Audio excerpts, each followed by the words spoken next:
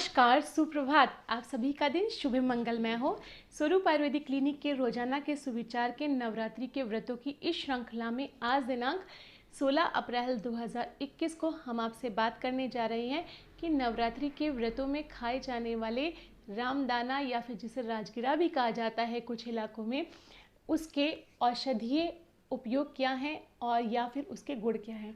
जी हाँ, आज अपने इस वीडियो में हम जानेंगे कि जो रामदाना या राजगिरा हम लोग यूज़ करते हैं अपने व्रतों में, जिसका यूज़ किया जाता है, आखिर में वो हमारे शरीर पे क्या अपने इफेक्ट दिखाता है या फिर वो खाली खाने का ही एक पदार्थ है। अगर देखा जाए तो खास तौर पे हमारी कंट्री में दिल्ली और यूपी या फिर बिहार के साइड में जैसे ही हर विंटर्स स्टार्ट होते हैं वैसे ही आपको रामदाना या फिर जो राजगिरे के बने हुए स्वीट्स, यानी कि जैसे कि उसकी चिक्की बनी हुई या उसके लड्डू बने हुए मार्केट में देखने को मिल जाएंगे। और जो इसकी स्वीट्स होती हैं वो बेहद लाइट होती हैं, साथ साथ बहुत न्यूट्रिशियस भी होती हैं। सबसे इम्पॉर्टेंट चीज़ क्या है कि रामदाना या फिर जो राजगिरा होता है, ये क्योंकि कोई ग्रीन नहीं होता, इसलिए व्रत में इसका जो है वो यूज़ किया जाता है फलाहार के रूप में।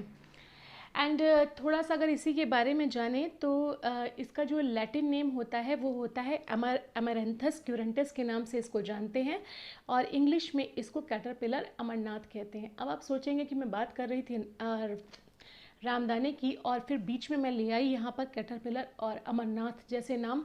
जी हाँ, एक्चुअल में जो रामदाना या राजगिरा है वो कुछ और नहीं है, बल्कि जो विंटर्स में आने वाली चलाई होती है, चलाई नाम का जो शाक होता है, उस चलाई के का ही बीज को जो है हम रामदाना या राजगिरे के नाम से जानते हैं।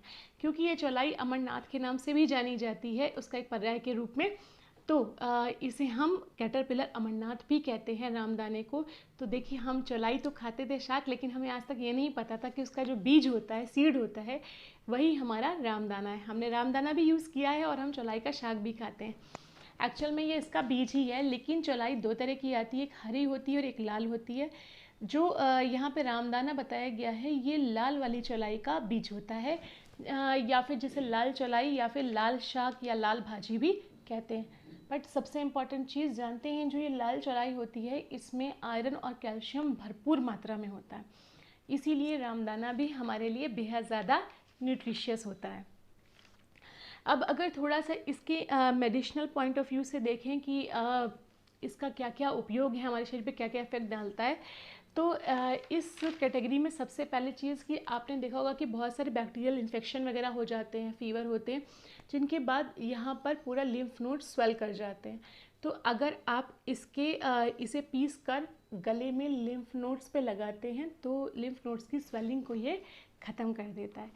साथ ही साथ बहुत सारी डिजीज़ में जो है वो चेस्ट डिस्कम्फर्ट होने लगता है, चेस्ट में भारीपन लगता है, सांस लेने में दिक्कत होने लगती है। उस कंडीशन में इसके पत्तों का काढ़ा बनाकर, चौलाई के पत्तों का काढ़ा बनाकर 10 से 15 ml की मात्रा में पीने से बहुत ज़्यादा आराम आता है।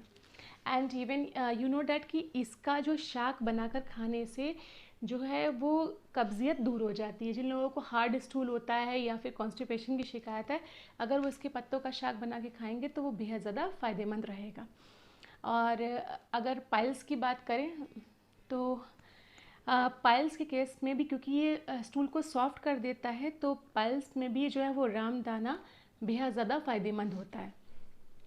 साथ ही साथ जो है वो ये रामदाना जो है वो अगर किसी को यूरिन में जलन हो रही हो या फिर पेनफुल यूरिन पास होता है और रुक रुक कर यूरिन पास होता है, कई बार यूरिन पास करने में बड़ी दिक्कत लगती है, तो उस कंडीशन में भी ये बेहद ज़्यादा फ़ायदेमंद होता है।